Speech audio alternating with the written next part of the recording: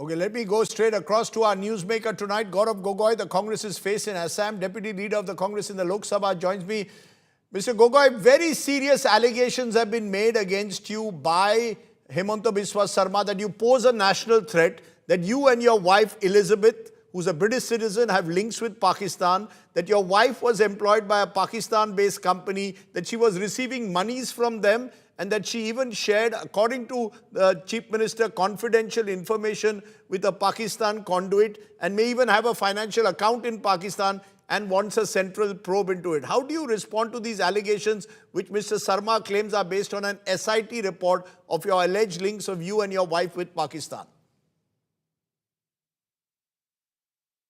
Rajdeep, I agree with you. These matters of national security should be treated with utmost importance. These are not mere political charges to be flung around carelessly in the aim to spread propaganda or win an election. But that is exactly what the Chief Minister of Assam is doing in his SIT report, which he had with himself for past 6 months. In September, it was made available to him. For the past 6 months, on a matter of national security, he did not choose to do anything. He did not refer to this report to the central government, even though it was available with him in September. And now that elections are 2 months away, now he is taking this action. I wanted to know if national security is so important. I agree it is very important.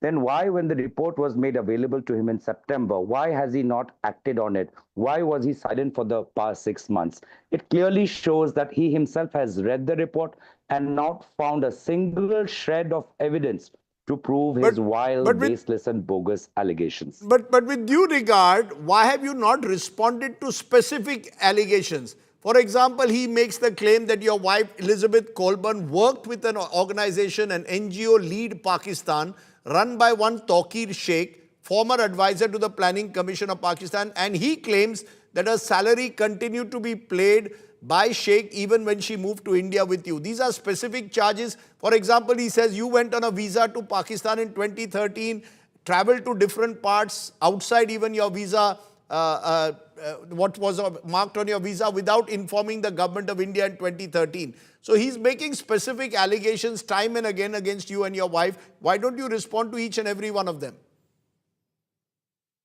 Rajdeep, these allegations are not new. He's been making these allegations since the past 1 year, since February of 2025.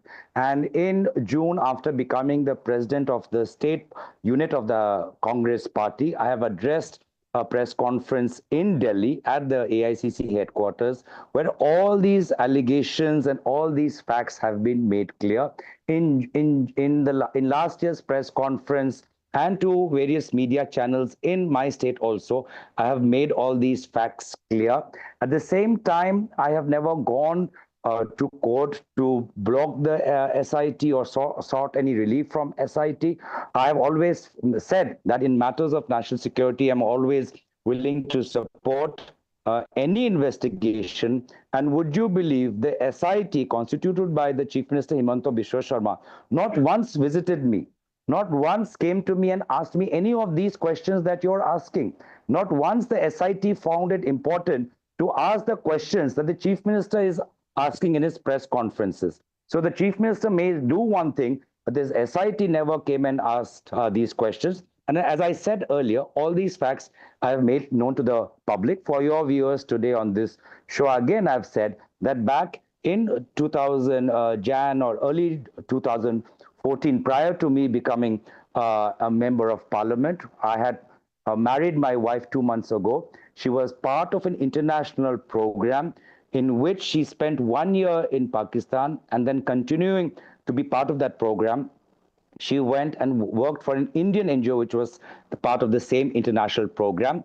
Having married just a few months ago, when she had to go to Pakistan for work and to meet with her colleagues, I felt that I should also accompany her, and I followed all the legal norms that one needs to follow, which is to apply for permission to cross the border, to give the Indian government all the details, to apply for specific cities where you want to travel to come back. And then, of course, my passport after becoming an MP, I had surrendered to the government of India. So the Modi government knows about my visit, has seen all the stamps. I think, Rajdeep, I've spent only 10 days. I think there are many people in Indian media who have spent far more days than me in Pakistan. And as I said, this is nothing but an attempt of the chief minister to distract from the way the Congress party is going to the people of Assam with Miss, facts related to 4,000 acres of land being occupied by his family, by his wife, by various members of his family. I don't remember any chief minister of Assam ever owning close to 4,000 acres in a small state like Assam. This has only happened because he's misused power, changed land laws, and all of this corruption stands when people of Assam don't have land, when they are landless, when they don't have papers. But here's a chief minister who's going on with absolute corruption. Government schools are being shut. So this is nothing but an Mr. attempt to distract the people from the agenda that the Congress party is taking. You're claiming it's a distraction, but he keeps making specific allegations. Did your wife, for example, travel to Pakistan 9 times after marrying you? Is it true that she knows someone called Tokir Sheikh? Is it true that he was paying or his company was paying her salary even in India? As I said, specific charges that he keeps making in his press conferences. Are you on your part willing to put out, let's say, a counter charge sheet responding to these charges that are made in these press conferences? I've just finished a press conference today, and as I said last year, these allegations have been started by Himanta Biswa Sarma since February of 2025. So these are not new. I have appeared in national and regional media, and I've been asked on these questions many times. Every time I've happily clarified. There's nothing that I've not said before. I've said all the facts that in what circumstances, as part of an international program. She was first employed by a Pakistani NGO, and as part of the same international program, which was funded by governments of the UK and the Netherlands, she worked with the Indian NGO. And the said person that you've talked about, there are also reports that that said person has traveled to Gujarat and worked with the Gujarat state government when Shri Narendra Modi ji was the chief minister of Gujarat.